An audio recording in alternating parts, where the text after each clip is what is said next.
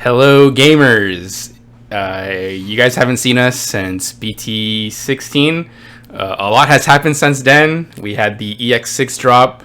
We had the Bryce got first at a regionals with Imperialdramon, and BT17 dropping next week. As of the recording of this video, we're in the middle of pre-release right now.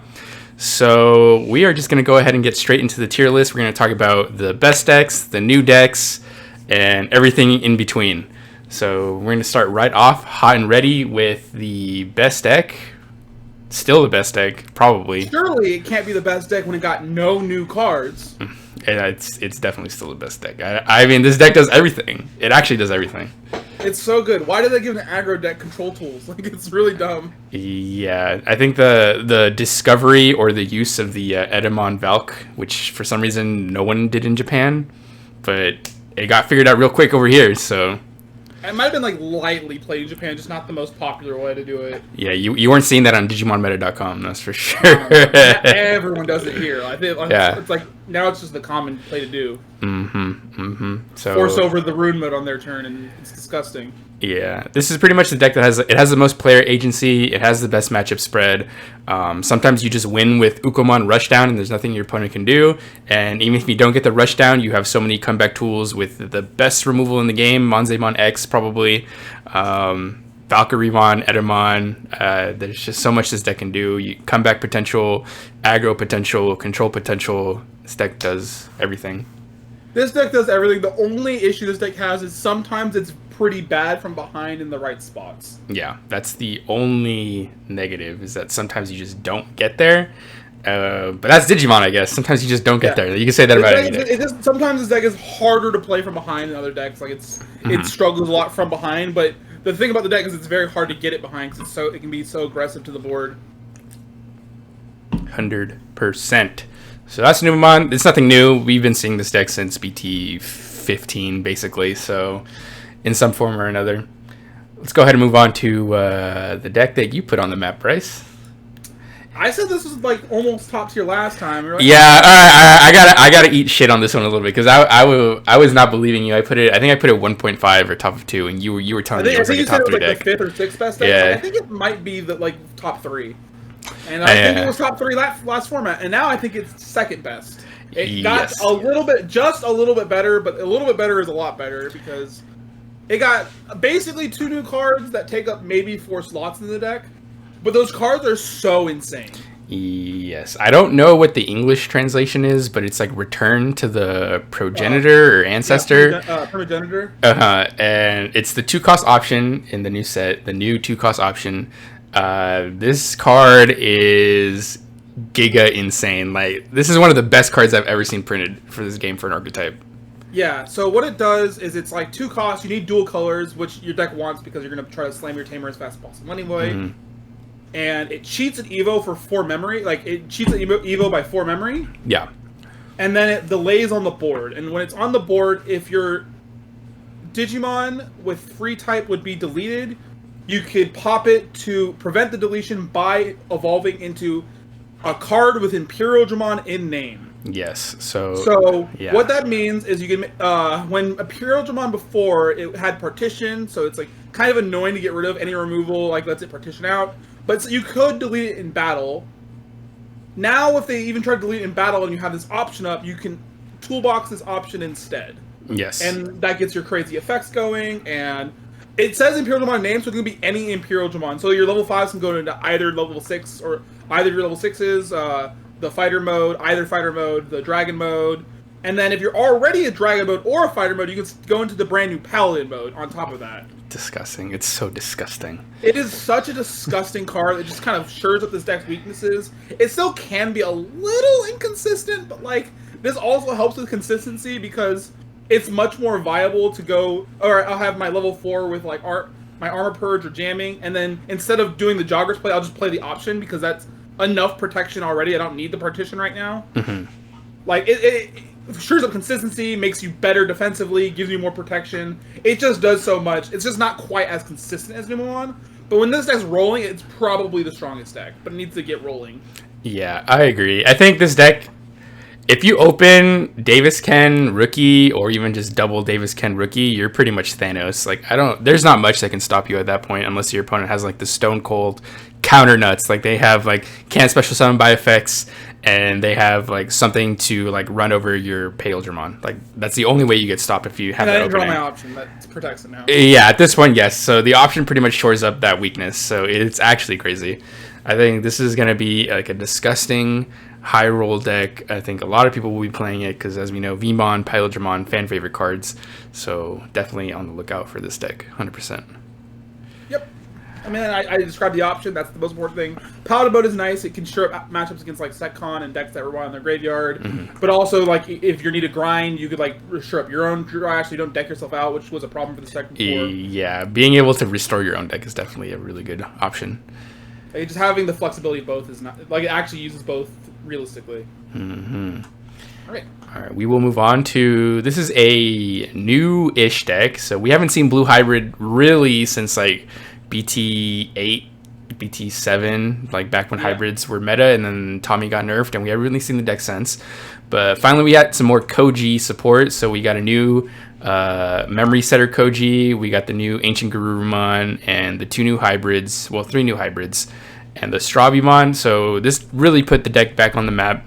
It is incredibly fast. It has, like, basically the way I can put this is pretty much blue Numemon. It has a very similar, like, curve where you just, like, Ukomon Rush, and then instead of going wide on the board with Digimon, you go wide with your Tamers, and then you turn that into hybrid attacks for game. So it's a really strong deck.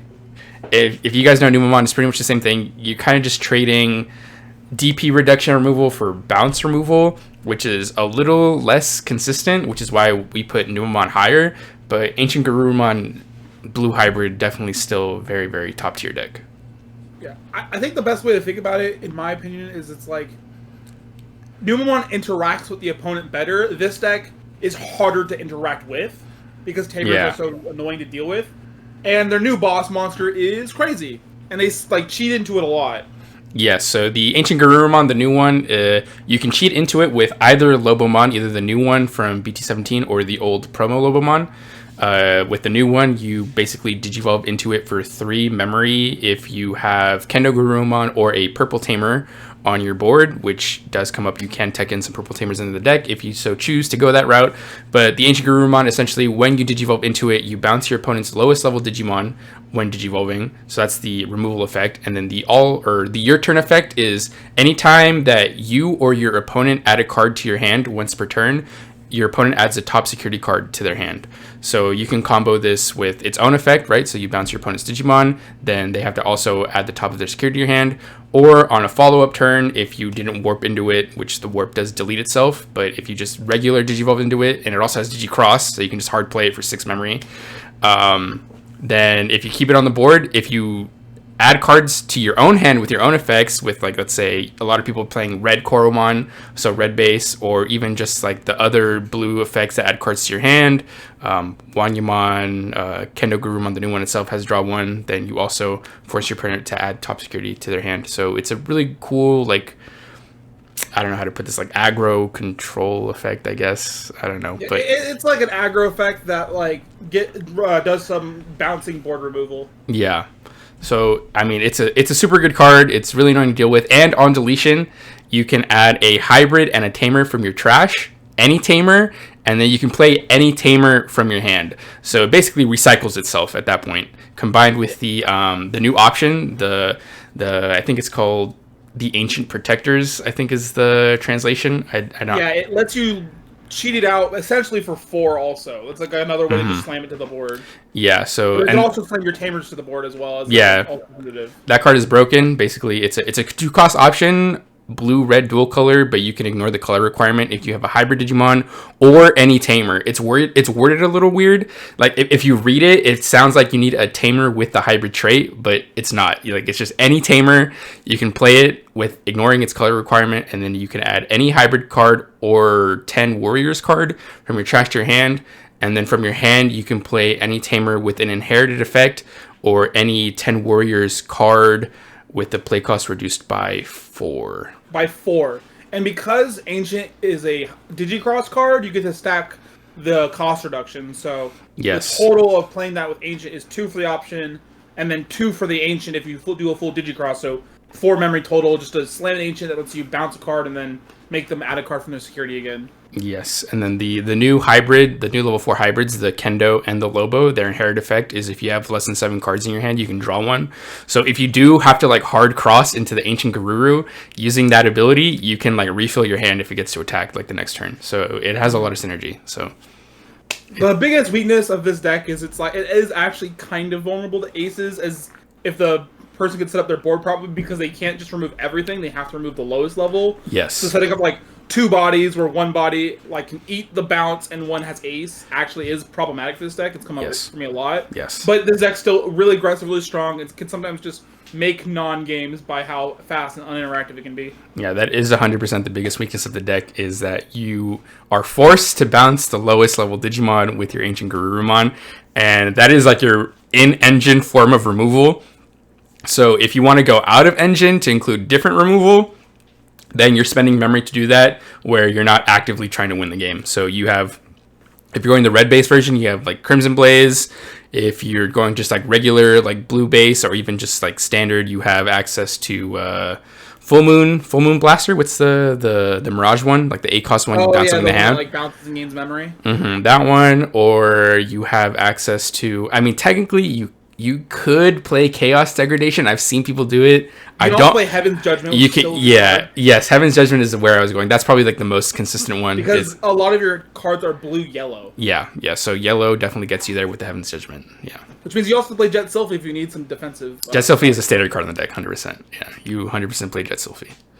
Card's still broken. That's why it's at 1. Yep. Oh, the last thing I want to say about this deck is that it has a unique advantage now, that one of the old Koji can give something unblockable. Yes. Which makes it very good versus Magnamon X. So it's like, that's the reason Magnamon X isn't in our top 3, is this deck actually is pretty strong against it because of that reason. Yeah. So because of the Ancient Garurumon effect adds a card from your opponent's security to their hand, that does enable the Magnamon X to proc its effect, but luckily the deck does have the old Koji to make you unblockable when you raise out your hybrids, so you can kind of put them in the checkmate position where it's like, okay, I'm gonna activate my Ancient Guru effect. You're gonna add your security to your hand. You can choose to activate your Magna effect at that point, but at the same time I also have this unblockable guy coming up, so what are you gonna do? It doesn't matter if you activate invincibility if I'm just ignoring it. Exactly. So and your Ancient wants to die anyway, because he'll just recycle the Tamer, and you pick the Tamer. So you're like, all right, I'll get my unblockable again, and my unblockable again, and then. Yep. Yeah. So great deck.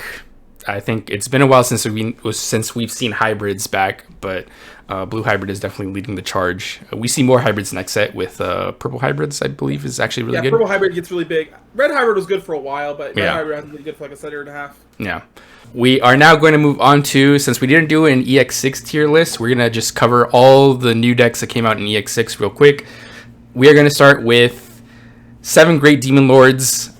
I think even when this deck came out, it was pretty cope, but a lot of people were playing it. I think if you came prepared, knowing that you would probably play against at least 1 or 2 in an event, this deck was pretty much a non-issue, especially considering the fact that the best deck is Numamon, which can play for Chikurimon, can't reduce play cost, which completely screws over this deck. And then now in BT17, we have Paladin Mode Ace, which returns every card in the trash back to the bottom of their deck, which completely screws this deck over. It's just like GG at that point. I don't know. Other effects, Omnimon Merciful Mode, I guess. Screws this deck. I don't know. That's like irrelevant, I guess. But I think overall, I want to put this deck like high C tier. C. Yeah. I think there's an argument that last format it might have been actually 1.5. It was just good enough against enough things. Yeah. But with the new cards, like it's pretty weak to aggro stuff. So Numamon and hybrids are good against it. And then also the fact that any deck that's yellow or green, or sorry, blue or green, and can now play Paladin mode, which is a lot of decks right now. And Paladin mode absolutely like, oh, I play Paladin mode. I don't even have to evolve it. I can just play it from my hand. Yeah. And then they auto lose. They just lose their whole engine. They've lost all of their setup, and you could just win from there. Yeah, so I think if you were going to play Demon Lords, your time to play it was right when EX6 dropped. Now that Paladin Mode Ace is back, and then like a lot of the best decks just like don't care about what your deck is trying to do, I think this deck is probably just like C tier. It might come back with like the stupid green tamer that comes out, but that's about it. True. Once Shoto comes out, then yeah, we'll that's a whole different can of worms. But this is a good time to talk about. We changed our tier list system a little bit. So we changed the labels of our tier list just because we were having some comments about what does tier 1.5 mean, bro? Like what does that even mean? So we changed from numbers to letters. I feel like that's just like a little bit more distinctive. So S tier is like the top, like best in class decks. Like these are like the most competitive, the decks you're most likely to see at a regional or better level event, the decks that the most people will be playing. A tier is the decks that are just like a little bit below that. Like they're still really good, really strong and competitive, but they're maybe just lacking. Like they have a bad matchup, or they're just a little less they're a little less consistent. Something to that effect that just makes them not like that S tier level, like tier 1 level. B tier is pretty much just like tier 2. So like everything that's like good but not great. It's competitive, but you might see it top. Yes, exactly. And then C tier, we label it C for cope. So these are decks that are like they're real decks, but if you realistically take them to like a regional plus level event, you're probably gonna go like X3, X4, like. You might have like some very specific good matchups, but most of the matchups aren't going to be fantastic. Yeah, and then we have F for fun. Self-explanatory. Your deck is bad, but it's fun to play, and you know it. And that's the only reason you're playing it. Anyway. Okay. Continue? Yeah, we'll move on. Okay, so EXX decks continued. Shakamon came out. People call this Journey to the West per the lore, I guess.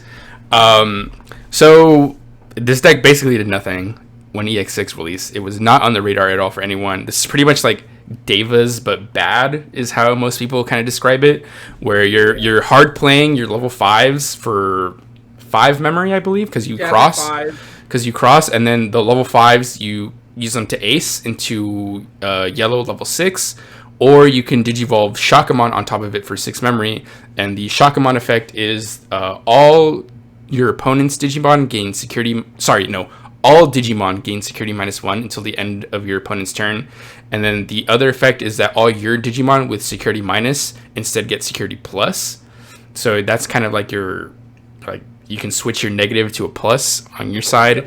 And then the level 5s all let you assign security minus to any card on the field. So you can do like your own cards to switch them to security plus, or your opponent's cards to make it so that they can't swing. So that's kind of like the big gimmick of the deck. Last format, this deck was irrelevant. This format, I actually think the deck has a cool niche where it is really good against hybrid decks. Because hybrid decks, like their one weakness is blanket security minus. Because that's one of the only real ways to interact with Tamers, since Greymon isn't a real deck and there isn't really like much consistent, strong, like wide Tamer deletion outside of that deck. Like there are decks that can like spot delete Tamers, but not in the way that like a hybrid deck will spam out their Tamers. So by doing security minus to everything, that kind of negates hybrid decks' game plan of just like turning their Tamers into Digimon and like swinging for game all in one go. And plus, specifically against Ancient Garurumon, since their only form of removal is bounce, they just add the Shakamon back to your hand, and then you can just play it again next turn. Security minus to everything. You don't even care if you give them 10 memory. They can't do anything about it because they don't get security plus in that deck. So yeah, you just keep slamming your security minus. It also can play Venusmon if it wants to even double down on that more. Mm-hmm. It's obnoxious for that deck. I think its other matchups aren't great, so I think it might be like bottom B, top of C, but it does. Yeah. It has the niche of it's good versus one of the best decks. Yeah, so this is a cross deck. So all your level 5s are all cross Digimon, so that's how you play them for 5. So it does have the weakness against can't reduce play cost. The Shakamon also has cross, so you can cross all the level 5s into the Shakamon, so you can get like 4 sources, and you reduce the play cost by like 6 or something like that. It's not that good. Yeah, I mean, but also all of the level 5s like recycle themselves. I think if they would be removed from the field, you could like take its Digicross source back to hand. Yeah, but where I was getting at is that now in BT17 there's the new Digimon Red Egg, which is when attacking you can pay 1 memory to delete a Digimon that's 3000 DP or less. So you can just like get rid of your can't reduce play cost floodgates consistently now, which is actually a pretty big buff for the deck since you were probably going red base anyways, since that's like the best like low level rookie draw engine. So I think this is a low low B tier deck, top of C tier. Like it's cope, but it's almost good enough because it has a good matchup against one of the best decks that it's like maybe. Okay, I'll buy that for now. If it gets more full, maybe just we dunk it down. We can bump it down to C if we get too much B tier decks. I agree. All right, we'll move on to Gallantmon Fish. Blue play from your sources deck. We saw one person top with this deck last format. I think this is a really cool deck. It's a really fun deck. And I think this deck is... I have no idea what this deck does, to be honest. Okay, so essentially you turbo into Gallantmon, and then Gallantmon effect is you can suck up all your Digimon on your side of the board, and then for each Digimon you suck up, you can bounce. It starts at level 3, so you bounce level 3 Digimon, and then for each Digimon you suck up, you add 1 to the level, and then you bounce all other Digimon of that level. So let's say like you go into, or no, sorry, it starts at level 4 and then you increase 1. So let's say you go into Gallantmon, you have 1 other Digimon, you suck up that Digimon, and you bounce all level 5s on the board back to the owner's hand. That's on play. That's on play and when digivolving. So the combo is that you then digivolve the Gallantmon into the level 7, the Aegis-Dramon. Yeah, the one that's the level 7 fish that spits out fish. Yes, and then Aegis-Dramon effect is all turns. Whenever your opponent plays a Digimon, you can play a Digimon from Aegis-Dramon sources. So your opponent plays a Digimon, you spit out the Gallantmon, and then Gallantmon on play, you spit out another card from the guy, and then you bounce everything again. It's a really cool deck actually that has some interactivity with the opponent's board because it pretty much stops them from playing cards from their hand, so they have to digivolve, and if you already bounced everything on the board, then they have nothing to digivolve over. So it's actually a cool deck. It's limited by the fact that you're low-key a 1-stack deck because you have to make your 1 stack and then pray you see Gallantmon like in the first 3 turns of the deck. Also, you don't have a real tamer. You're kind of just relying on 4 trainings to get you there. Yeah, and then I assume it doesn't have protection. It doesn't have no protection. No protection. No security plus. No security plus. Like you just go wide off your own effects, while at the same time bouncing your opponent's cards. So you just pray to go wider before your opponent can establish a board. Okay. And you're also relying on what does your deck do. The whole board can be good versus Numemon specifically, yes, but it is very good against Numemon. Which is probably why it can sneak atop every once in a while. Yeah. So I think this is kind of the same tier Shakamon where it has a really good matchup against a tier 1 deck, but it also is just kind of fragile in and of itself. So we're gonna put it okay, we'll do this. We'll put them at the top of the cope tier. Yeah. Okay. There we go. Okay, another one. Ragna from EX6. Kind of the same deal. It got 1 top in EX6 format. Where basically the idea of the deck is that you make 1 big Ragna stack using the old Leopardmon, the BT3 one, and then you just keep tucking Legend Arms cards underneath them and using their effects and hoping that gets you there. I think this is just another deck that gets carried by what does your deck do. Yeah, it does gain levels of invulnerability and has a thing that's been proven to be a good keyword, which is force an enemy to attack if you have 8 stuff. Yes, Leopardmon is a crazy card. Yes, it is a bricky Jogress deck that doesn't do much until it gets to its level 7. Yes, this is essentially a 1-stack deck that just you make your 1 stack and you pray it gets you there. That's pretty much what this deck is. I think this is lower than these other 3 decks because I don't even think it has a good meta matchup. I think it's just It's not bad, but it's not great. So it's cope. It's cope. And speaking of cope, Bryce, this deck is hella cope. I love this deck. I've loved Mastermon for so long. The new sport is really cool, but none of it fixes the problem this deck has, which is it's just a absolute brickfest that can't end the game. Yeah. So even when you achieve your combos and stuff, you don't deal damage. You just heal and defend yourself a lot. So once you get a situation where you go oh, I control the whole board, I've done so much. Now I gotta try and end the game, but I've went through most of my deck to get to this position. Yeah. So now I'm in fear of deck out. Mm-hmm. It's too hard to close games out with this deck. It's super fun, and Mastermon Ace is all the new cards are powerful. But they are powerful in a way that don't fix the core problem of the deck, which is that it's inconsistent and it has to give over a lot of memory. Yeah. I think that's enough said about that. I love this deck. It's so fun. But yeah, it just it's still cope. I was like, maybe it might be tier 2, and then I played it a bit. I'm like, no, it's still cope. Unfortunately, it's just too hard to get success, and it can like obviously do stuff against things that are relying on attacking because Massmon Ace has a crazy effect. Yeah. But like, oh, if they don't have the pieces, then it does nothing. So they like you can just like fake your opponent. Like, oh, do you have the pieces? I'm like, well, if I have the pieces, you just lose when you attack. But you also just don't lose because I can't kill you fast. Yeah. It's a tough one. Yeah, I think any competent player just never swings into your level 5s when you're playing against this deck. And level 5s are very vulnerable because they're only 6Ks, which die to like everything. Yeah. So, big problem with the deck. Moving on to, this will be 3 Great Angels, which did drop in EX6. So you use like Cherubi Ace, Seraphi Ace, Old Seraphi. Any 3 Great Angels cards basically can fit in this deck with this engine. I'm gonna have to do my due penance here. I did lose to 3 Great Angels at regionals in the very last round 9 X2. I was playing Numemon. I get paired against 3 Great Angels, and I lost sadly because Revelation of Light is a crazy ass card, and I did not know what his deck did, and it was just an absolute tragedy. I was in shambles for the whole day. That being said, I think this deck is probably just also C tier.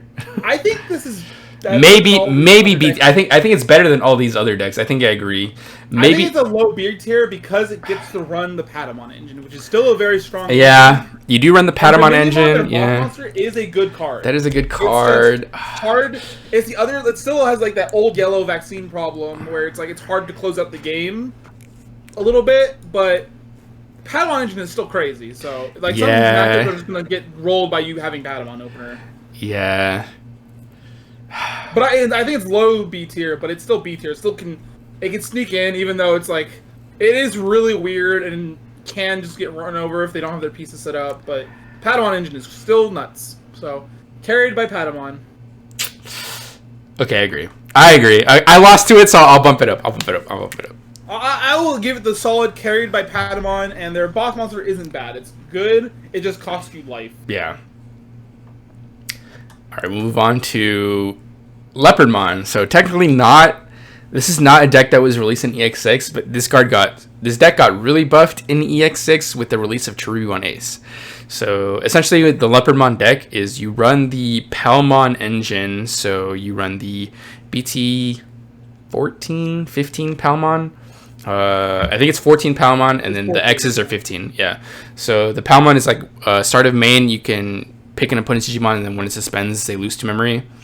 And then you put Palmon X on top of that, which suspends when your opponent's Digimon. Suspend the guy you targeted, you make them lose to memory, and then you go off from there with Togemon, Togemon X, Lilymon X.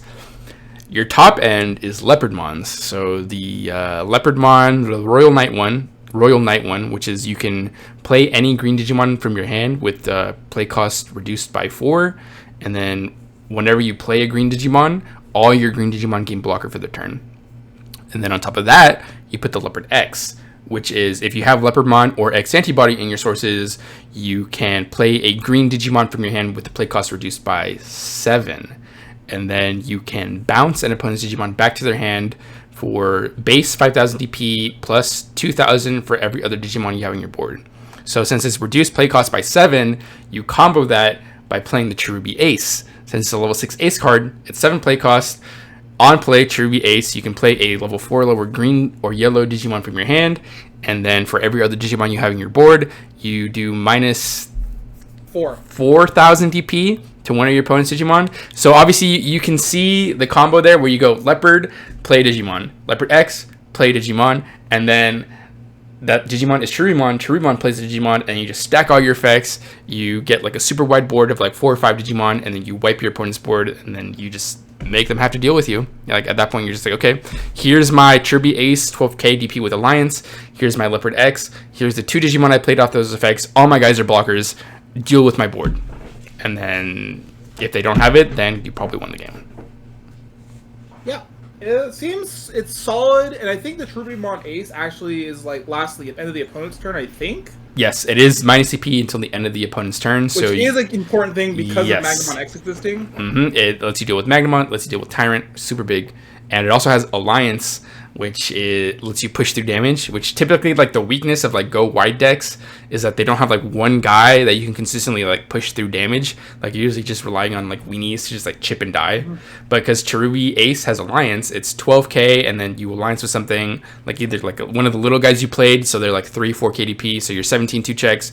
Or you can just alliance with a Leopardmon, so you'll be, like, 20k plus 2-checks, so you never die in security unless it's an option. And then you don't have to risk swinging security with a Leopardmon. Yeah, it's a good deck. I think this is a solid B tier deck. I think it also is green, so it gets to play our lovely new friend Paladin Ace. Yes, so Paladin Ace. Play it for keeper as well because it's technically a green Digimon, right? Yes. Or is it white? It's blue, green, white. Paladin, it's all three. Yeah, Paladin is 3 colors. Yes, so that is definitely an option, which is actually really good. That's true. I didn't think about that. You can just play Paladin Ace. All right, we'll move on to, so this is going to be Alliance. So we put this one at the end of EX6 so we can transition into BT17 because this deck got buffed by both sets. So we saw Cherubi Ace and also I think the new Shuchong Wong in EX6. And then BT17, where there's the new Willis, and there's also the green-purple Antilamon, which really buffed the Alliance playstyle of the Bunny deck. So you're running like Wendigomon, Tururimon, you're running both the new Antilamons, and this deck actually has like a lot of play potential because you can play Digimon at the start of your turn with Shuchong or Double Typhoon. So you always have 2 guys at the start of your turn on your board, essentially. So similar to Imperial, where you always have 2 guys, and then you use that to do your Alliance effects, which lets you Digivolve for reduced cost, get cards back, recycle, push damage. This deck is really cool. It's really fun. I think it's just because Alliance is reliant on attacking, you kind of get screwed over by Ace. So that's kind of the big weakness of this deck, I think. And then the Cherubi Ace is another ace itself, so like it's also vulnerable in that way that if my Alliance gets aced, now I lose a bunch of memory. So yeah, so this deck has no protection, unfortunately. So yeah, it's I think this is like a top C, low B deck again. I think we're gonna put it there. So it got new support. It got a lot of new support. I think if you like master this deck and all the like little intricate plays and rulings that are in your favor, then I think you can definitely bump this up to like a strong B tier deck. But you have to put in the time to do that. So, all right, we'll move on to. So these are all the new. We're gonna move into all the new decks that were either released or buffed in the new set. So we're gonna start off with Gallantmon, which got like a whole new line, a new tamer, and a new option, which are all very good for the deck. So I think the new option is probably the least good card. It's like okay, but the new line is actually crazy, and the new tamer is actually crazy. Yes, so the new Takuya, basically at the end of your turn, you can warp a Gallantmon warp a Gimon into a Gallantmon in your hand for free. So as long as you just have to tuck in a Growlmon and a War Growlmon from your trash under the tamer. So obviously you combo that with the milling cards that have been released for the Gimon archetype in the past, and then you also have the War Growlmon, the red purple one, which is you mill 3 and then you can play a Gimon from your trash. You play a Gimon or Takata from your trash, so either way it works. It lets you like toolbox the piece you're missing, and then you can then use that to warp into a Gallantmon for free at the end of your turn. So I think that's really fixes a big problem of the Gallantmon deck, whereas it was a 1-stack deck. And now you have the opportunity to go wide and make a free Gallantmon to threaten the Gallantmon Crimson Mode Ace, which is one of the most broken cards I've ever seen printed in my entire life. That card is nuts. That card is so nuts, and you have to think about it constantly playing this deck. This deck still like kind of lacks protection, but it's much better at rebuilding the board. So even though it has less protection, it can like rebuild a lot faster. And also, on top of that, the new Tamer, not only having that crazy end-of-turn warp effect, and it being an end-of-turn warp effect, it's actually better than it just being a warp effect. Yes. Because it lets you do plays and set up for a situation where at the end of turn you'll do something. Yeah, so Gallantmon has like a lot of effects that delete things, yeah. Yeah, because it like can delete things. It has blitz on everything because there are other Takuya. Yes. Takuya gives every Gallantmon blitz, so you can end a turn warp and then blitz. Yes. So there's so many Gallantmons you can. There's been so many Gallantmons that have been released. You can pick your poison. I think for me personally, I think one of the best ones is the BT13, the Royal Knight Secret Rare Gallantmon, which has Rush innately, which basically means you can toolbox any Gyumon out with the War Gromon, turn it into the BT13 Gallantmon, and then it has Rush innately, and then you can combo it with the Blitz, so you can immediately attack. And then it has when Digivolving and when attacking, not once per turn, delete things. So you can delete two things essentially. Because of the purple cards, I've honestly seen this deck go like more of like a Gallantmon toolbox. You just have like 2 of 3 different kinds of Gallantmons that all do really great things. Like the new one, the BT13 one, and the Raid one, I think are the go-tos, and just have those as like a toolbox of like, oh, these Gallantmons are great, and they all threaten Crimson mode if you try to counteract me. It seems really good now. Oh, and I was trying to say was that end of turn Tamer also is has one of the best effects in the game that we've seen time and time again. That just I think it's if you control a type of Digimon, gain a memory. Yeah, if you have a Gimon or Growlmon line. Or Gallant, it's if you have anything, if you have any of your main effect, like your main like archetype Digimon at the start of your main phase, you gain a memory. So very good card, excellent card. I think Gallantmon has been mid for so long. I think if the meta falls in its favor, and I know there's a lot of Gallantmon stands that have been like grinding and practicing this deck, I think this is finally an A tier pick. Like maybe low A tier, but I think it is probably an A tier pick. Yeah, if I was to put this anywhere, it's like high B tier, low A tier. Yeah. But also you have to remember, Gallantmon, even like before the new support, has always had a good Numamon matchup, which is one of the best, is the best deck actually. So that matchup alone is really strong to have for this deck. I agree. All right, that's all you Gallantmon players. It's probably worse against hybrids because of the uninteractivity, but yeah, I mean sometimes you still get there with just like making the free Gallantmon into the threatening Crimson mode, but all right, Shine Greymon also got buffed this set. You got a new Marcus, you got a whole new line. There's the Burst Mode Ace, I think it's Burst Mode Ace, right? Yeah, the Burst Mode Ace, which any yellow deck can play really, but it's really good here too, obviously because of Shine. We've seen Shine fall off. We saw it fall off really hard after Leviamon got released because Leviamon just ate this deck for lunch. But Leviamon has also kind of fallen off, and I really don't know where this deck lands overall power level wise. I think it's probably just safe to call it like a high B tier deck. Yeah, I think it's always been bad against Magnamon as well. That's why it didn't come back, even though Leviamon fell off. Yeah, But sometimes this deck is the best deck in the game. It just has the nuts. Yeah. It still does that, and now it has a little bit more like defensive tools on top of that. So yeah, a solid high B tier. It's still really high rolly with the limit of the Geogray that cheats. It's like less consistent, and so it still has some consistency issues. But sometimes this deck's just gonna go off like it used to. Yeah, I agree. All right, moving on to Red Hybrid. So this was the premier aggro deck for a long time.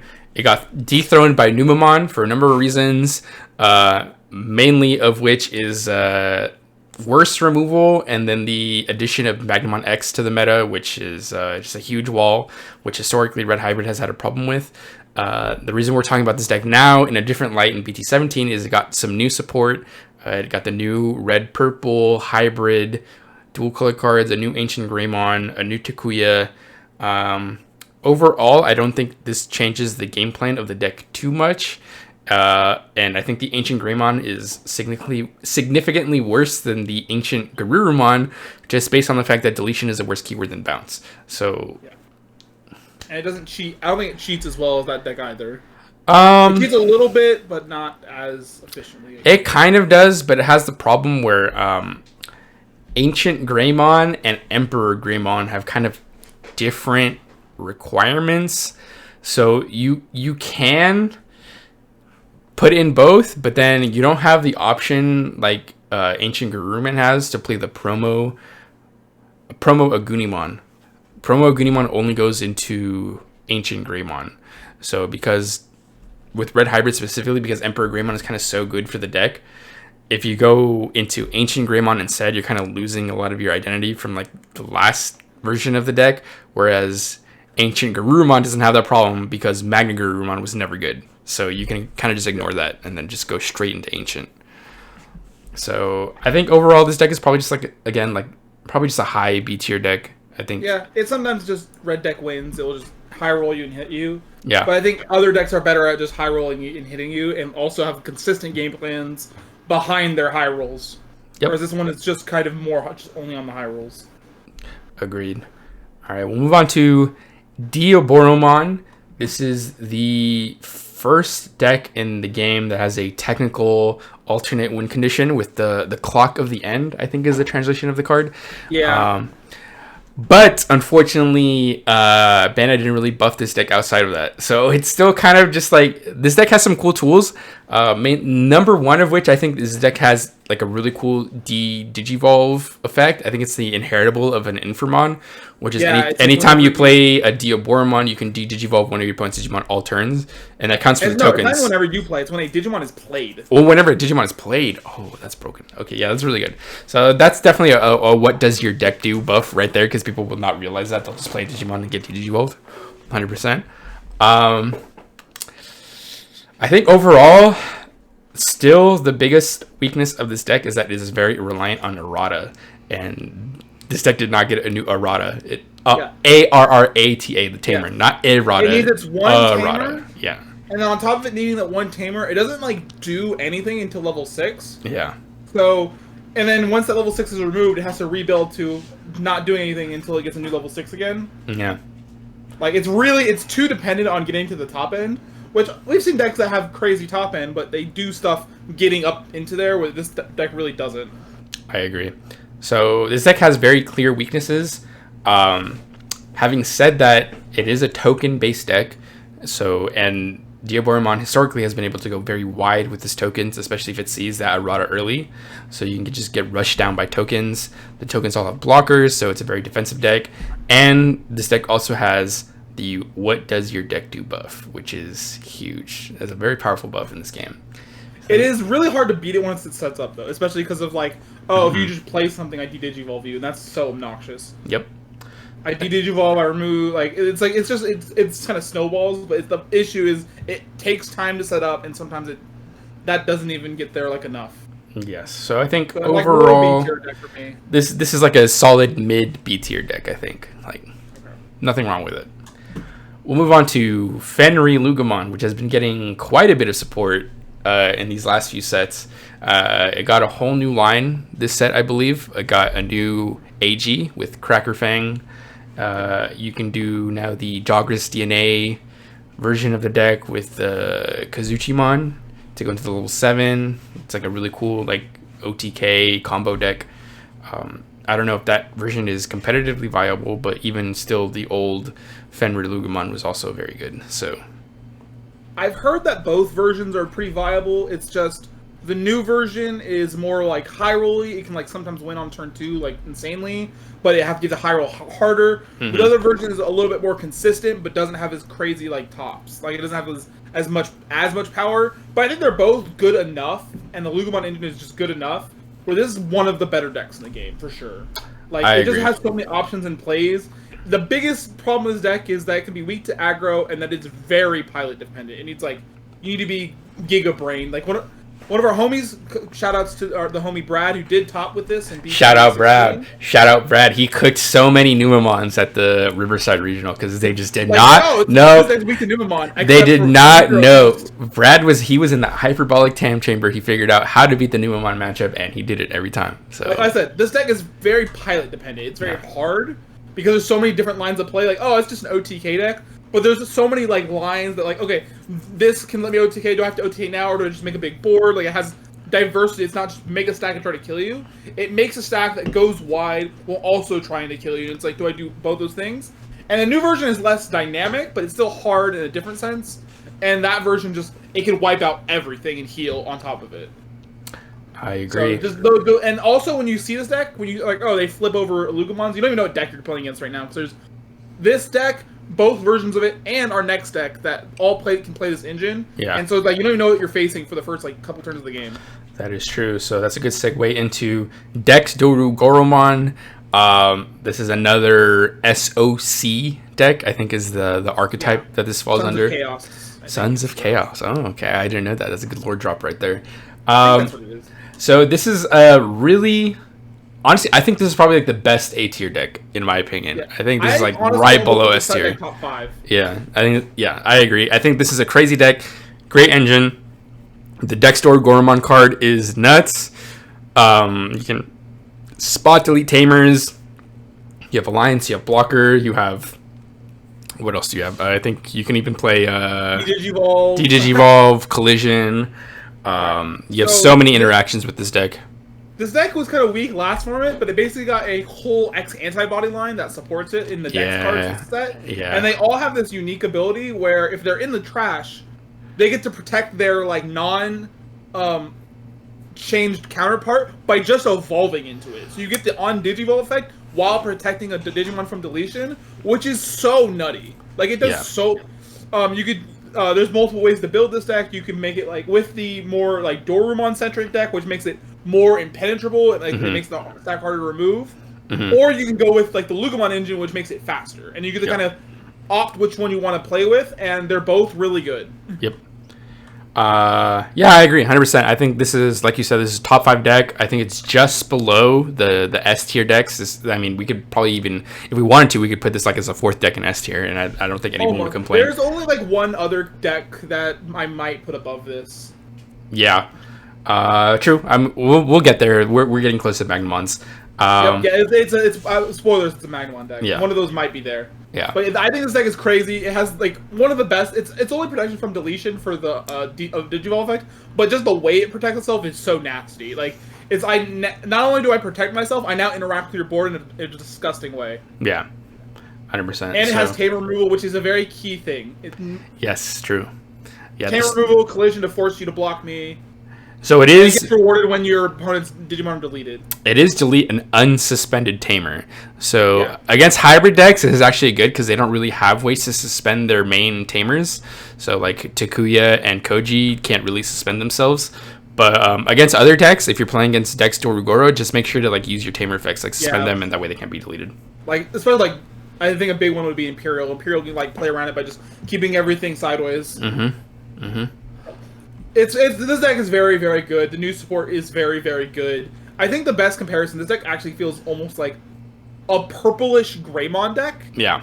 Like you have the Graveyard Toolbox on top of being a Greymon deck, which I think is actually a pretty unique thing to do. It's just also this deck is a comeback king, like because everything gets blocker. True. Like you get all your tamers basically like you do the Mind Link. They all give everything blocker, and all of your effects proc from having a Mind Link source.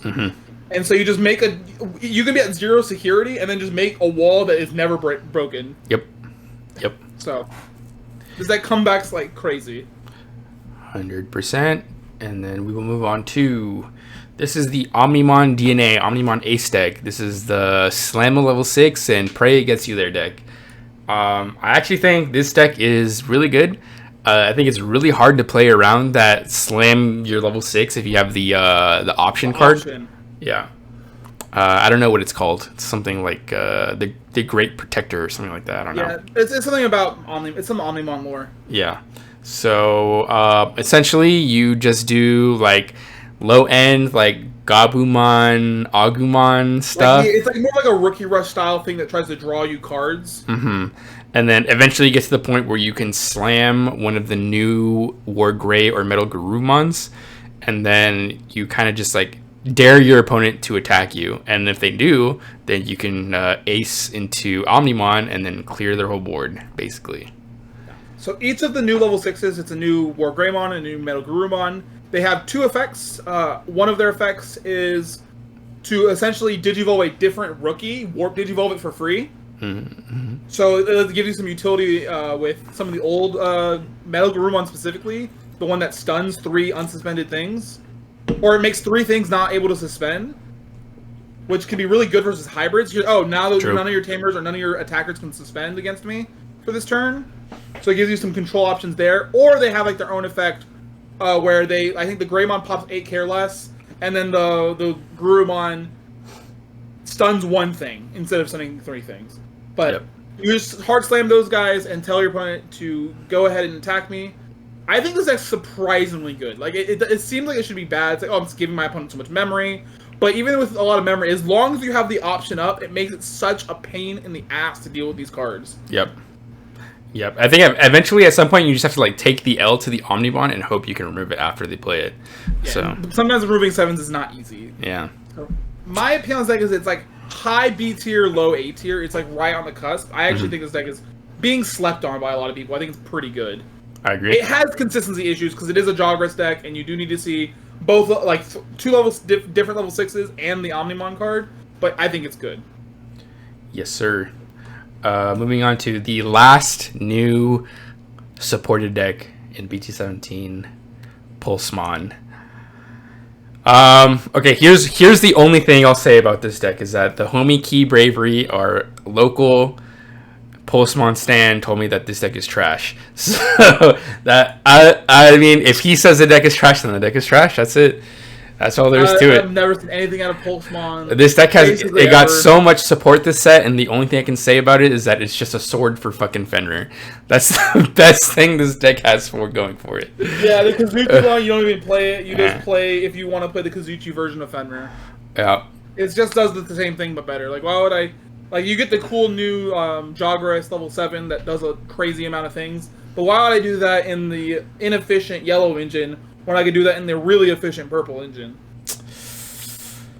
If you're a Pulsemon stan in the comments, drop me an @ and then you can tell me how wrong I am.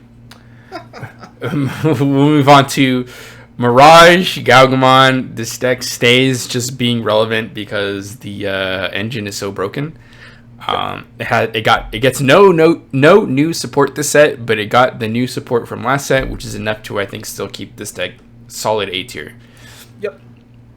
It's the only OTK deck I think that's like super viable that we have left, and I'm okay with that. I don't like having OTK decks. I like how the design of our cards are being a lot more interactive. Although I guess the Kazuchimon is also kind of an OTK deck. Yeah, but I mean, it's less OTK decks is better. It's a DNA deck, so I guess we can forgive it because it's a little harder to get to instead of just being a 1-stack deck. It does this exact same thing. It bounces stuff. Bouncing is good. Zudomon's good. And then Mirage is also a floodgate on top of also being an OTK engine. Yeah, you guys know what this deck does. We won't talk too much about it. Moving on to Greymon. This will be Greymon Tribal, like Black War Greymon, BT12 Raid War Greymon, however you want to call it. Like this is just, yeah, I'm playing Greymon. Maybe has a niche. It's not for fun. I don't know where I'm going to put it. Maybe has a niche because there's a lot more tamer-centric decks in this format, and this deck still has access to Hades Force. Unfortunately, this deck has a problem where it's like a 1-stack deck that's really slow, and it's 2-color deck without 2-color support, so it can be kind of inconsistent in that regard. Probably like just like a high C, low B tier deck. I think the tamer removal we might push it to B. People are like, oh, this deck's been so bad for so long. We could bring Greymon X back. I still don't believe that, but that's just me. We won't drop the Greymon discourse in this video because we can do like a whole. That's my opinion. We could do like a whole like 2-hour video on Greymon X discourse. Roast me in the comments. That's all I'm saying. Okay, if you think Greymon X can get unbanned, drop a comment and then tell me why, and then Bryce will comment back and tell you why you're wrong. All right. Belfemon. So this is just straight Belfemon, and we have seen this card basically comboed with Apocalypmon. So that's the new version of this deck. Yes. So essentially, the ideal combo is that you play Belfemon with some of the Dark Master level 6s. So what's it called? Machinedramon, Metal Seedramon, and Puppetmon. So you play Piedmon. Yes, you definitely play Piedmon because it's purple. You play all 4 just to have more chances to get it. Yes. So essentially, you play your Belfemon engine just to get your Dark Masters in the trash, and then eventually your end game play is that you wait until your opponent has like 20 cards in their deck, and then you hard play Apocalypmon. You tuck the Belfemon sleep mode underneath, and then sleep mode effect because Apocalypmon lets you proc the on plays of the level 6 you tuck. You can then tuck the Rage Mode underneath, and then your Pokemon is unaffected and has blocker because of, I think it's the Machinedramon inheritable. One of the inheritables gives you blocker. Yeah, somehow you're blocker, and because a Pokemon copies the on-play effect of the Belfemon, you're also unaffected. And then 15k blocker unaffected. 15k blocker unaffected, and because you have 1, 2, 3, 4, like 5 level 6s in your sources, you trash 10 cards from your opponent's deck, unaffected blocker. And then you mill another 10 cards from the top of your deck at their next turn, and then next turn is 12. Yeah, true. Another source. True, and then you kind of just win the game there. Potentially 24 if they have another sleep mode, rage mode.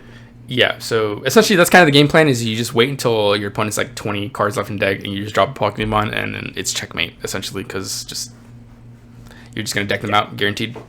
It's a cool deck. It has a strong game plan. Good gimmick. Unfortunately, you are relying on the Gizmon engine, which is like mid. I think this deck is pretty B tier, middle Yeah, B tier. I agree. If a Pokemon was literally at 2, this would be an S tier deck. Like Probably, yeah, I agree. Like legit, it's the Belfemon engine. The Belfemon cards don't quite clean up as they used to when this deck first released. Like it's hard for to win off like the OTK Belfemon. Yeah, that never happens. Like your Belfemon Rage Mode is never swinging for 4 checks. Like it's. But it's getting the Pokemon setup is so powerful. Yeah. That whenever you see it, now my deck's broken. Like my deck just immediately became broken because I saw my one of early enough. Yes, you do have ways to fish the Apocalymon out of your trash if you do like trash it or mill it with one of your effects with Lamented Friendship. But I think still Lamented Friendship costs 3, which kind of slows you down. Sometimes you have to waste a turn just to fish your Pokemon back out, and then hard play it the next turn. So. But yeah, the biggest boot of this deck is it has like the BT17 Demi-Maramon plus Ukamon engines to like help cycle through cards, and then the Gizmon engine helps you proc on deletion. So like you can actually cycle through your deck pretty quickly. Is if you see the Pokemon, your deck is broken. If you don't see it, this deck's like C tier. But that kind of like variance, like if I see my I'm like one of the best decks in the game. It keeps it in B tier. Yep. That's why I said if Pokemon was literally at 2, this deck would be broken. Like it's that powerful. It's the fact that the best card the win conditioner deck is a 1 of is the only reason this deck is like kept down. All right, moving on to Royal Knights, which is just the beta version of 7 Great Demon Lords. I think Demon Lords is just like better than this deck in every regard. I think Bandai took the lessons from Royal Knights and buffed Demon Lords off of it. So I think it's just like the same tier, but a little bit worse. Yeah, they haven't got like any new cards. Sometimes it still can just get there, just if you're against anything slow. Yeah. Right? I just set up enough stuff to like Omnimon you for 8 idiots that are huge and swing with Rush. I think and have like 20 on play effects. But it's still like it's like close enough where it's not like a tier below it, but it's like worse than Demon Lords. Yeah, I think the big problem with Royal Knights is that if people are worried about Demon Lords, like the counters for Demon Lords are the same cards that counter Royal Knights, so it's like you're getting fucked regardless. All right, moving on. I would say it has the benefit that Demon Lords gets messed up by Paladin mode, and this deck doesn't. But that's like, true. You're not really. It's not that huge of a deal. Yeah, no, whatever. Phoenixmon, birds, red birds. This deck does a lot of cool things. I think we brought this up last tier list where this deck does a lot of cool things and is like good in and of itself, but it has a problem where it loses to like the meta effects.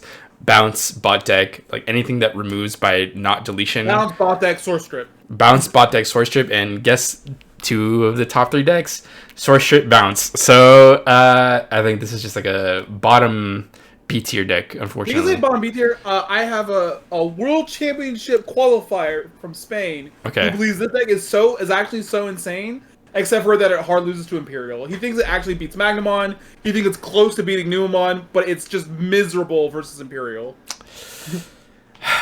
That's not my opinion. That's someone else's. But like I could take his word. I mean, I've seen it like even at Riverside. Someone topped with birds.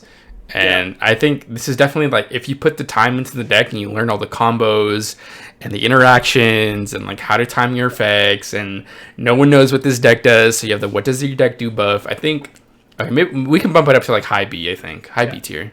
I think it's like low key like a purple deck disguised as a red deck. Yeah, and it's like way harder than it like initially seems. Yeah. Ironically, I think this deck would benefit a lot if some of its cards were like dual color red purple. Besides the one bird. What's it called? You use like calling and stuff and purple trainings. Yep. All right, we'll move on to Leviamon, which we thought was going to be the best deck in BT 15 ended up getting wrecked by Devas. Yeah, just the Devas just came out as like a sleeper pick that just absolutely trashed this deck. Like it was so bad. Yep. Now Devas are just a dog shit deck. So we didn't even put it on the tier list. That's not even what we're talking about. So this deck kind of lost its worst matchup, but at the same time, I don't think it really gained any good matchups. So yeah, it's not good versus Magnamon either. Yeah, I think that's a big issue for it. Is that yes, its worst matchup is away, but it got a new bad matchup in Magnamon X. Like it's the only way to play it on Magnamon X is not even play Leviamon, is just hope to draw the Anubismon, which can play around it by playing so many dudes that just get blocker with Merva and stuff. But like that's not the best. Like it's just hard to make this game plan work. It can be good versus Nume, but other than that, I think it's just not super great. Yeah. It's still competent enough where like I'm not gonna put it low, but it's not like a great deck. Where do you want to put this? Like low, like bottom B? Yeah, bottom B. It's just you want to put it above Greymon or below Greymon? And just cry though. Like oh my god, I play by effects and I am going to lose. Better than Greymon or worse than Greymon? I think Greymon's bad right now. I legit think so, but I stand by my beliefs. Man, all right, fair enough. Okay, next deck that we have to talk about is Tyrant. So, I think last year list we put this. What we do it? Tier 1.5.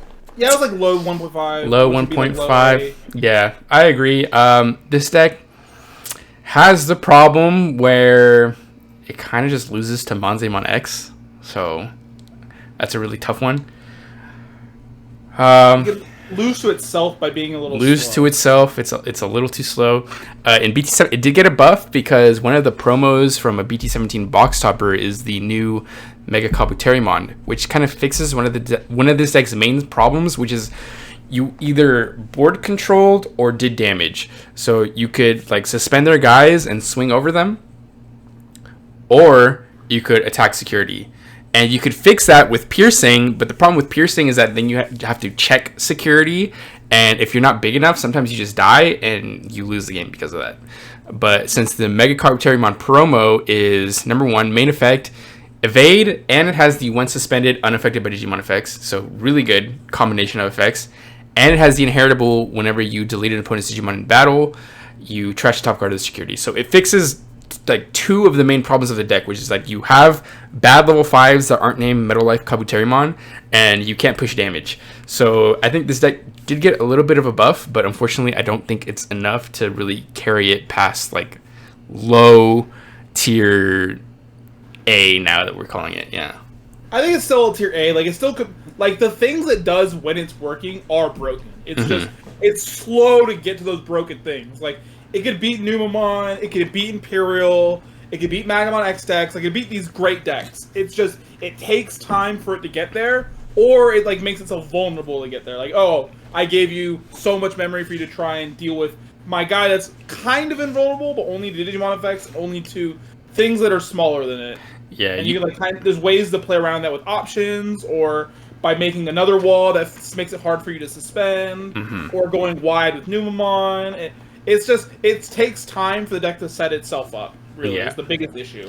Yeah, so you did touch upon something there, is that if you're the Tyrant player and you see your line on curve and you set up appropriately, you actually do beat like the top 3 decks. So against Numamon, you can bot deck all their guys and then like prevent them from even creating a board. Against Imperialdramon, you can just swing over them and prevent them from using partition, and they can't ice you because you're unaffected by Digimon effects, so that's really good. And then against Blue Hybrids, they only cannot be blocked, and Tyrant redirects, so you can actually just... Different keyword, yes. So it is actually if you get your setup, you can actually play against the top 2 decks. The problem is that you have to get there, and unfortunately you are a green deck with very little draw power and very little search power. So it'll still be strong enough and competent enough and do things. It's just it sometimes can be pretty difficult just because of the speed. It's really a speed issue, which is like why all the tech cards you play in this deck are. Can I slow down my opponent as much as possible? Yeah, so you'll definitely see... Or speed myself as much as possible. You'll see Digimon Emperor in this deck 100%, yeah. Digimon Emperor with a slow down, or Rhinos to kind of speed up, or stuff like that. Okay, that's Tyrant. Moving on to One Virus. thing about Tyrant is that Imperial is almost directly proportional to how many Gigadeaths or how often they see Gigadeath. True. Which they're playing less of because they want to play the new Broken option and Paladin mode. It's because they want to copy your list, which only played one Gigadeath. But also the new option is broken and it's hard to fit both. True. Okay, moving on. Dino-Vmon, Virus Imperial. Shout out BB Dudes who just got 11th place? 13th place. 13th place at Gen Con with Virus Imperial. He committed to the bit and he ended up topping and getting his invite and his Omnimon, I think, right? Or is Omnimon top 8? Yeah, top 8 is Omnimon. All right, my bad. The invite and everything else. My bad, BB Dudes. My bad. I think this deck is the YouTube legend. Yeah. So shout out to the homie. I think this deck is good. It's definitely carried by what does your deck do, and it also can play Valkyremon Ace. So plays Valkyremon Ace. It's hard to know what they're doing. It does a lot. Like it almost like could play on the opponent's turn just randomly. Mm-hmm. Like it's like, wait, I thought it was my turn. It's like, no, I'm still going. Yes. But it's kind of difficult to pilot, and what your reward isn't always the best, but sometimes it's like an OTK. And you get to play Valkyremon Ace. It's a little difficult to pilot, but hey, our boy got there. He committed to the bit. He just practiced it enough and felt comfortable enough with all the lines. And yep. Not much has changed for the new format. You could technically play Paladin mode, even though it's not searchable because it evolves over the names of Imperialdramon. Mm-hmm. But it's a solid deck. It's solid. It's just takes hard to do, and can be fragile to bricks sometimes. B tier. Yeah, solid B tier deck. Cool. All right. That's the boy. Shout out, BB Dudes. Mallow, Myotismon.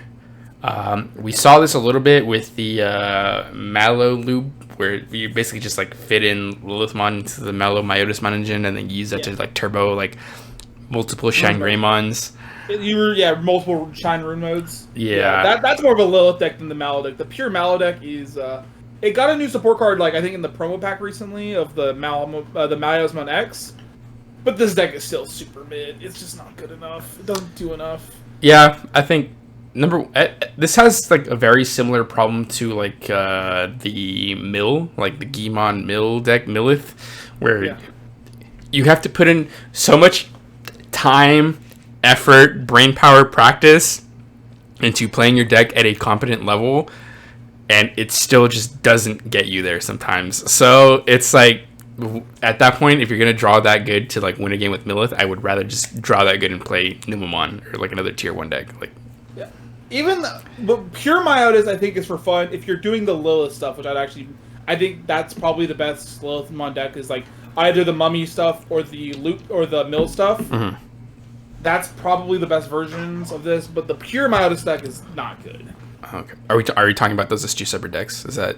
We have Lilith on the list, so I would. Okay, I guess. Okay, so I don't know if there's another Lilithmon deck. I just put it there because he told me to put it there. I'd say that's for fun. It's because it's Myotis. Okay. So we'll say this is pure Myotismon for fun. Okay, fair enough. This is not good enough. And since we already talked about it, we can move Lilith up to C. Okay, fair enough.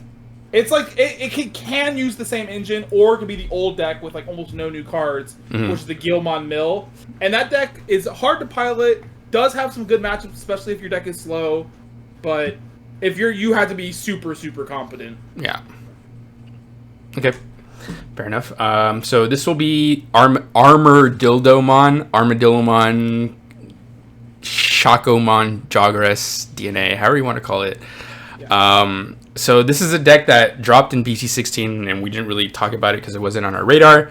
I'm going to shout out the GOAT, Huang Zero, because he put this deck on my radar, and I have to glaze him per a previous tweet I may or may not have made. So shout out the GOAT. But this deck is a solid B tier strategy deck. Essentially, you just do Armadillomon bottom end with the Armadillomon armors, and then you DNA into Shakomon, and then your level 6s are Valkyremon Ace and Magnamon X. So you're playing 2 really strong cards as your top end. You're playing a solid DNA mid-range engine. and you can DG all stuff. The problem is that sometimes it's just like not the synergy isn't quite there. So I think overall it's just like a B tier deck. Like yellow black is the best combination of colors to have for aces. There's so many good ones. Mm-hmm. You can obviously just play like Valka Ace and then the Magnamon because you have armors in your source, but you get the option to play other good ace cards. I think there's a new one. I don't know if it comes out. It's out now or it's about to come out. But there's like Serafimons that are good now, and they're really good options for that. I will say a big weakness of this deck is that every DNA deck that's like relies on like partition and stuff is so much worse than Imperial and against Imperial because Imperial gets to strip your sources while doing it. Yep, that is the biggest problem. Solid B tier deck. This deck also can struggle to close the game. It doesn't do a lot of damage. Yeah, that is the biggest problem with that, because you just don't do damage. Like, you're just relying on Magnamon unsuspends, but at that point you lose your blocker, or praying that your Valkyremon lives 2 checks, which it never does. Yeah, you're just full defensive deck. Yeah. It's like, not super great, but like it sometimes can get there. Some decks just can't beat defensive stuff. Yeah, so pretty much I just wanted to talk about this deck because it was a cool deck that we didn't talk about last tier list, and I wanted to include it. We'll move on to Rapidmon Tribal. So this did get some buffs. So there's a new Gargomon and there's the new Willis Tamer, which do help the deck a little bit. I think overall this is just still like a worse armor deck than Magnamon X, but it does have like a very unique like mid-range beatdown strategy, which if you get there, like if you make Rapidmon X turn 2, it's very hard for some decks to recover from that. Like just can't suspend because they'll lose 4K. Your Rapidmon does armor purge, so you just keep swinging. Like a lot of board clear. You also get Trurimon Ace because Trurimon Ace helps this deck a lot too. Yes, it's very very good with this deck because you get to play. It plays like level 4, so you can play like your Rapidmons that get blocker that will give you more DP minus. Mm-hmm. I think this deck's always been strong. It's just been worse than Magnamon. It has the niche of like if they're not high rolling you, you're good versus Numemon. Yeah. Yeah. But sometimes Numemon also like the reason Numemon's so good is that it has the consistent gameplay on top of its high rolls. Yeah, this is like the most mid-game deck ever. Like you're so strong from like turns 3 to like 6 if you are on curve, because you can pretty much skip level 5 and just go straight into Rapidmon X, which kills the board and gains 2 memory back, so it costs basically 2 memory. It's actually a crazy deck if you draw on curve. The problem is that you don't always draw on curve, and you're kind of stuck playing like just Terriermon level 4 Rapidmon, which is like okay, but not great. And other decks play those Terriermon level 4 Rapidmons a little better. Yeah. All right, Jessmon, which we have to talk about. But mandatory, we have to talk about it because there are too many Jesscopers. Mandatory per my comments, we have to talk about Jessmon, and mandatory per my comments. You guys are trash. This deck sucks. I'm just kidding. Okay, story time. The homie Ryan at Riverside Regional played against 3 Jessmon decks on his way to a 15th place finish. He only lost to 1, and then none of those Jessmons actually got top. Then none of them got top 16 or even top 32. So this deck is trash. Like you're just you are praying to God that you can make Jessmon GX early enough that your opponent can deal with it. That's your game plan. Yeah, it's bad, but it does have power. It's so inconsistent. It is so inconsistent. It's the epitome of I can't draw my pieces. Mastamon can't draw its pieces, and this deck it looks like bricky compared to Mastamon. That's the biggest issue. But its pieces are good. If it hits, it's just, oh my god, my deck's amazing. Mm-hmm. I feel like I played 7 bodies, and I tucked Magnamon X, so I'm invulnerable, but like, it needs so many pieces. Yeah. I would say, I think for our tier list we leave it in F, but realistically I think it's like bottom of Cope. Yeah. If I'm giving this deck a fair shake, it's probably bottom C. But it does do stuff because it has a powerful card in it. Yeah. But we're not going to be fair. No, we're not. You guys don't deserve it. Okay, we'll move on to this. This will be Yellow Vaccine Engine Magnamon. This is a top 5 deck. Yeah, this deck is still good. Vaccine Patamon Engine still good. Toolbox still good. It can play Paladin mode if it wants to as a tool now, but it doesn't need to. Mm-hmm. Otherwise, it's the same deck. It's still very good. It's just Imperial got a little bit better, Blue Hybrid's very good against it specifically. Like, Blue Hybrid is very good against this deck. Mm-hmm. And I think that's the biggest issue with this deck right now, is that Blue Hybrid just became a problem. Yeah, and then we saw that historically Numemon has a good matchup. Even though if you're the yellow vaccine player, you can win if you get your Rapidmon engine online fast enough. So. Yeah, I think in the vaccine Numemon like matchup specifically, it's like kind of 50-50. Yeah. But Numemon has better matchups overall because vaccine can just not hit on their Patamon, even though Patamon's broken. Sometimes it whiffs. Yep. And sometimes, and not even sometimes it whiffs, there are ways to just force it out and like, oh, I hit your security enough where Patamon now is useless. Mm-hmm. True. This deck is very rough without Patamon set up. Yeah. I think we're just going to head and put Blue Magnamon up here too. I think me and you were talking about this, and we think that the unlike last format where yellow is better, I think blue edges out yellow a little bit this format. I think it might be better. It's arguable. I think Dex is kind of maybe top 5, but I don't know if it's like better or worse. We'll put them like about the same. Like Magnamon.deck is it's a top 5 deck. Yeah. But I just don't know if this is better than Dex or not. Like, the Dex support is very, very good, and it's defensive. So, like, they can't get bigger than Magnamon, but they can block Magnamon. Yeah. And if they don't proc their thing, they're blocking Magnamon, means I get to proc my protection effects, which remove your board. Mm-hmm. And another thing to talk about with the DexDorugamon deck is that they have collision, so that they can force Magnamon to block, because Magnamon has a blocker. But I think the big thing about Blue Magnamon is that, just like Tyrant, it got a promo card that's very good. Yes, the Flamedramon promo. Excellent card. What it reads is it's a 5k level 4 raid, and then when an attack target is switched, so when you raid, your opponent is forced to add the top card of security to hand. And that kind of fixes the Blue Magnamon's biggest issue, which it had a lot of trouble forcing out a way to get Magnamon X live. Mm-hmm. So as long as you can like make Magnamon plus second body, which they can a lot of the times because their Davises give them so much memory. Yes. They can now make a situation where Magnamon X is way easier to proc. As long as the opponent has a Digimon in play, that's unsuspended. Yep. Which is conditional, but if they don't have that condition met, that generally means I'm able to attack you freely anyway because you don't have anything on board. Yep. So it gives the deck another aggressive tool that adding security. Sometimes I remove like a mid-rangey, like a small body, and then my Magnamon X now is live again. So it's way easier for me to play around stuff and get Magnamon just repeat effect going to win the game. Agreed. Otherwise, same deck. Yep. Same deck. But one new card is impactful enough. Like the Flamedramon makes a difference. One new card. So. Yes, I agree. All Force. We're still calling this Mirage at Home, basically. Mirage at Home. This deck is like honestly cope unless you're that one guy that always tops with this deck. Yeah, shout out that one guy who always gets top with All Force in online regionals. Sus. Online only wins? Sus? With All Force? Sus? Off the webcam tech? I think this deck is very cope. I think Mirage at Home, it's probably C tier just because it can do Mirage stuff sometimes, and it can abuse the black-blue Magnamon really well, but it also just, like, it's still inconsistent and worse than Mirage 90% of the time. True. If you're the guy who always tops with All Force in online events, please comment and post a link to a picture of your wide setup so we can see your whole hand and your face and your torso.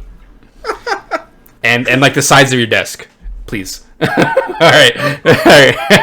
Moving on to Commandramon. It got some buffs last set. This deck does something cool where it does like play cost reduction. So like it reduces the play costs of the opponent's cards, and then it deletes based on your opponent's play cost, which is something that we haven't seen in Digimon. I think this is like a common effect in One Piece. So maybe Bandai is like taking some notes from there for the Commandramon archetype. But overall, I would say that this deck can surprise you. It definitely has what does your deck do. And I have played against Commandramon decks where they just hard slam the Brigadramon for like 12 memory, give me 10, and then just start shitting out Commandramons. And if you can't deal with the Brigadramon, like it's over for you. So I don't know. This deck goes really wide, but it has really bad weaknesses, and like, I don't know. It's really weak to Imperial, because Imperial can just suspend their whole board and not care. Like, oh, everything has blocker. Well, nothing can block because they can't suspend. So, or because they're all stuck suspended. So it's a little weird. It's probably weak to Digivolve. It's like, it feels like it should be good, but it's missing in like a bunch of key areas that are like, yeah, not super clear, but they're there. Yeah. So this deck has protection. So it has there's some of, I think it's from the last set, the inheritables are like when this Digimon would leave the battle area. So not even deletion, just when it would leave like the battle area. How decoy should have been, like, yes, you can instead delete one of your other Digi Police cards and then prevent this Brigade Digimon. or Digi Police, and then most of them have float in other bodies. Yes, so it's a good protection effect for sure.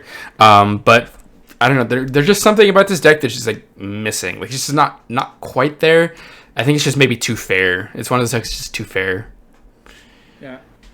I think it's still a B tier deck because it can beat other B tier decks, and sometimes it'll pop off against an S tier deck, and sometimes it's also really vulnerable to Valkates. That's probably a big issue with this deck. Oh yeah, that's true. Like a lot of because it's all about like little weenie bodies. Yeah.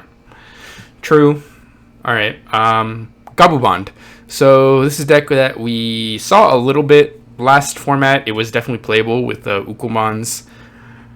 And Primitive loves this deck, so he always. Yeah, if you guys follow the homie Primitive, shout out him. He's been playing this deck a lot. It has a good Numemon matchup because of bounce. This deck got buffs this format with this is basically another flavor of the ancient Garurumon deck because you basically just play promo Lobomon. You Digivolve that on top of your Gabumons, and then the promo Lobomon can go into Ancient Garurumon for 1. So it's a 3 memory play to get your Ancient Garurumon out. The difference with this deck versus just straight blue hybrid is that you're a little less. I think I use the word this deck is less modular, and what I mean by that is that you're less selective with the way that you can play your deck. You're kind of forced into.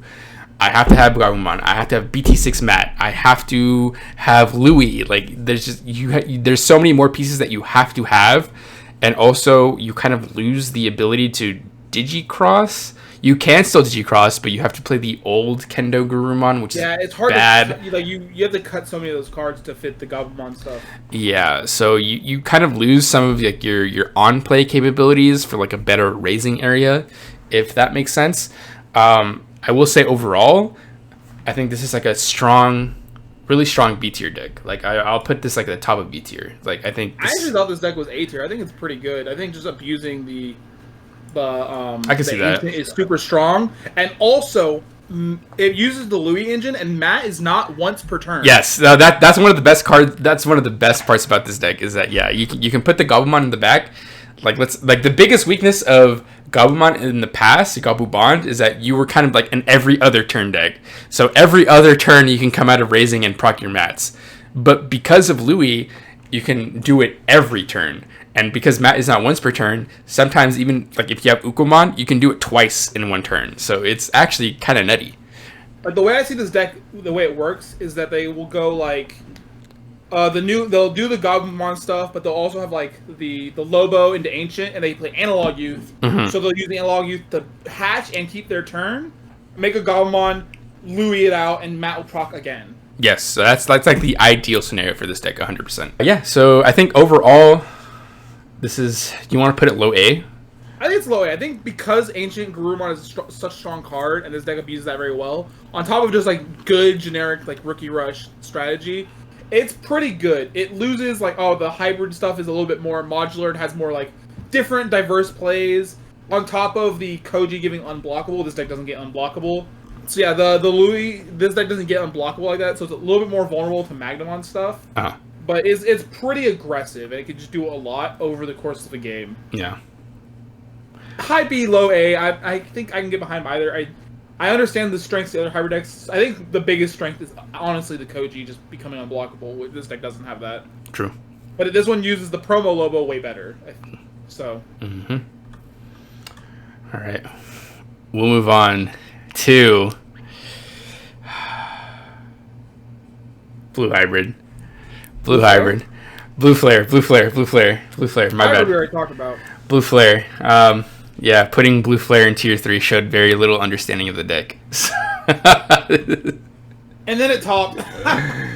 I unironically think, shout out to whoever made that comment, I think this is a solid tier 2 deck. My fault for underestimating it. You're right. I had very little understanding of the deck. You're right, brother.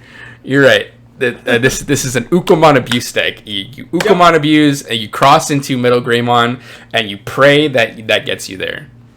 Yeah, the biggest thing, I'd say the biggest benefit of this deck is that if, like, it depends on how the Numemon decks are built, but if the Numemon deck is not seeing the Floodgate, it actually has a favorable matchup versus Numemon. Mm-hmm. If they don't see the Floodgate, which builds vary depending on like what's meta. Yeah. So true. But like just stopping like a bunch of stuff from moving, and then I guess if you really want to, like, you could play the red stuff egg that pops Floodgates if that's really a problem. Mm-hmm. The option Blazing Memory Boost is still a pretty strong card, even though it costs so much. Yep. As long as you hit. You are rolling the dice a little bit, but yeah, it's solid enough. We know what this deck does. It just now has Ukomon supporting, which makes it a good Ukomon deck. Yep. All right, we'll move on to Edamon. So this is a deck that I was playing a lot. I think this deck is really fun. If you guys caught my deck profile, that's pretty much again, I have to shout out the GOAT Haunting Zero for putting me on to that version of the deck. But this is essentially a Valkyriemon Ace abuse deck. So you play the Edamon that has taunt, you force him attack into Valk Ace or the Metal Edamon, and then you go from there. I think overall this is like a high C, low B tier deck. It's fun to play. I wanted to talk about it. I just wanted to mention it just because I've been talking about it on this channel. But overall, in the scope of the meta, it's just like it doesn't get you there, unfortunately. It can be frustrating as hell to play against. Like, yeah. Yeah, it definitely has what does your deck do buff, so if your opponent doesn't know what the heck they're doing against you and they just start swinging at you, then you can proc all your attacks, like when your opponent attack effects, and you'll win. But any competent player who knows how to read cards or knows what your deck does already, like you're probably just like dead in the water, unfortunately. So, oof. Leomon. We did talk about this deck a little bit last tier list because it did get a buff with the Mad Leomon. You can play Truby Ace in this deck as well, I guess, technically. I don't think it really got much better than that. I think you can play Paladin mode. Paladin mode Ace, yeah, true. So I think this is, once again, just like a solid B tier beat down deck. Like, I will say this deck's always been biggest problem is that if blue decks are good, and there's some pretty good blue decks right now. Yeah. So I think maybe it could be like lower in B tier only because blue decks are on the up.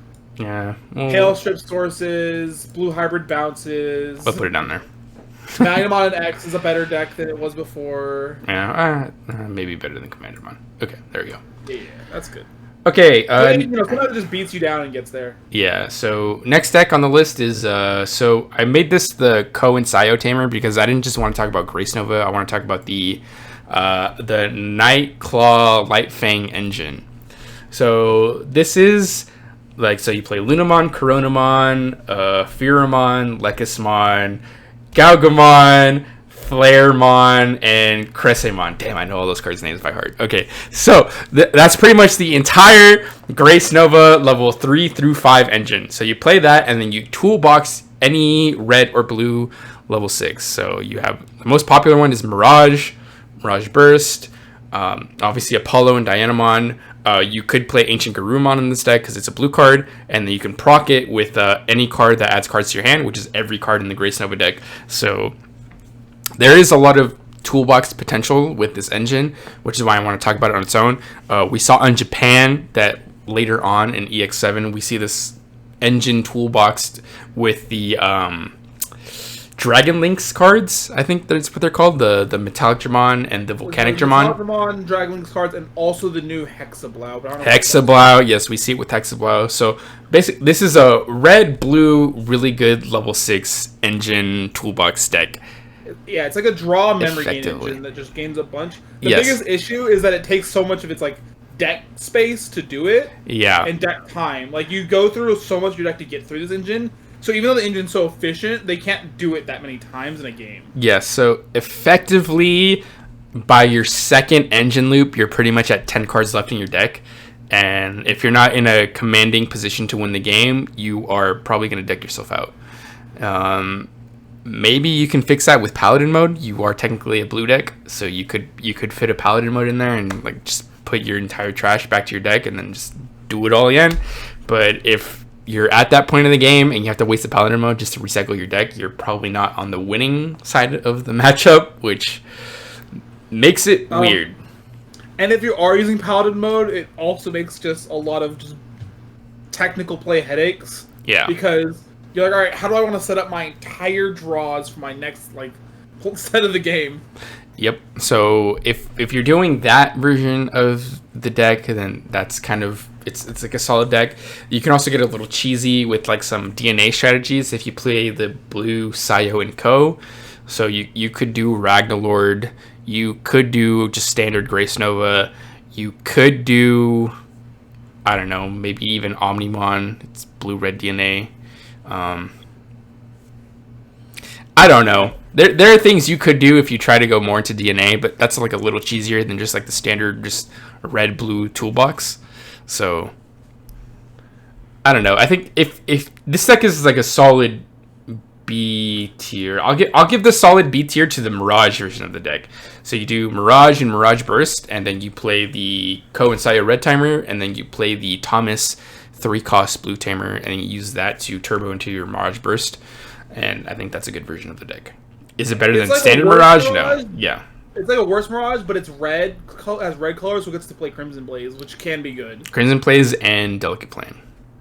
Yeah, so it has some niche uses that make it playable, but it is overall worse Mirage, but has like a cool like thing it can do. All right. Then we have Shout Out Tower, Gallantmon. Yep.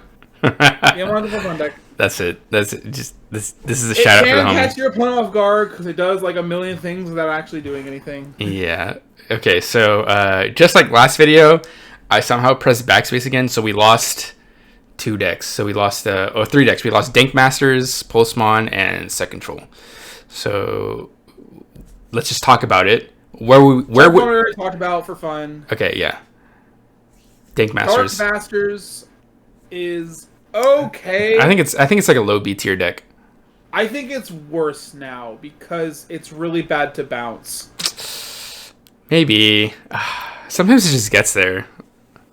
But does it get there versus bounce? Maybe not. I play level 5s and now my level 5 gets bounced and I can't do anything with it. I think it is good stuff. It probably is just a worse version of like Omnimon DNA overall. I think Omnimon DNA kind of is just like the current best version of like a Diva style deck where I slam a dude, come at me, bro. Yeah. Because it gets to play a pretty efficient like early like Ukomon plus like other good rookie engine. Mm-hmm. True.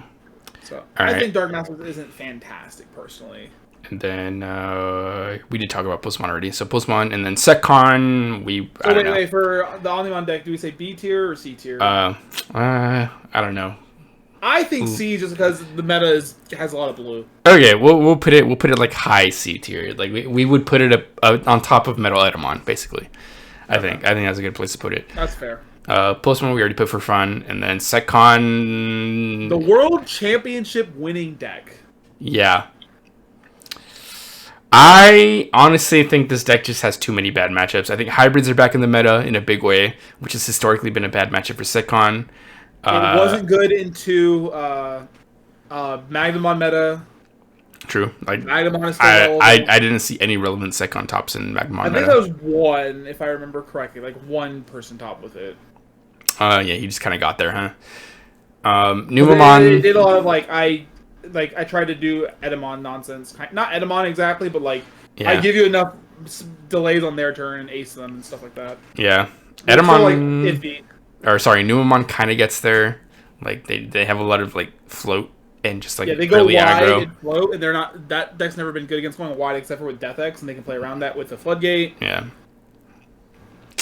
I think I think I would put Secon like low B, just because it still beats up so many decks. So probably, but it's very much fallen. And some people just get like mental blocked when they go against Secon. They just like forget how to play the game, or they don't know how to play against Secon, and they just lose because of that. So I think Imperial is good against it because partition's a crazy keyword. Yeah, so partition. You can keep swinging even when they remove my stuff. Yeah. And then it's so much harder to deck out Imperialdramon now. Because if they draw Paladin mode, it's just, now I can just go through my whole thing again. Yeah. Good luck, Setcon. I'm going to play my whole game plan one more time. Yeah. Like, you're not stalling me out anymore. That's not happening. I will outgrind you. And then Blue Hybrid is Blue Hybrid. They force you to add so that they ignore... Not only do they hybrid you to ignore security, Ancient Garud by default ignores security. True. It's just not good matchups for this deck. And I think... And then the Magnamon decks, which are like... You have to get lucky and hit Magnamon on the security it matters, or it doesn't matter. Mm-hmm. It's not the time for Setcon. No, sir. Rip the world champ deck. Shout out Pete. Yep, good old Pete. All right, so that will do it for BT17 tier list. Closing thoughts from the world champ, national champ. I think this meta has new decks. It's very kind of like BT16 expansion pack, sort of. But the new decks are relevant. Like, it's buffed a lot of cool strategies, like Gallantmon and Dex are now real decks. Mm-hmm. The Omnimon deck is a new, unique deck that does something pretty cool. Old decks got cool support. But I'm going to be playing what I think is one of my favorite broken deck right now, which is Imperialdramon. It was good last format. I had so much fun with it last format. It's virtually unchanged, except for just that much better. True. All right, we'll leave it at that. GG's gamers, Jessmon haters, at me in the comments. All right, laters.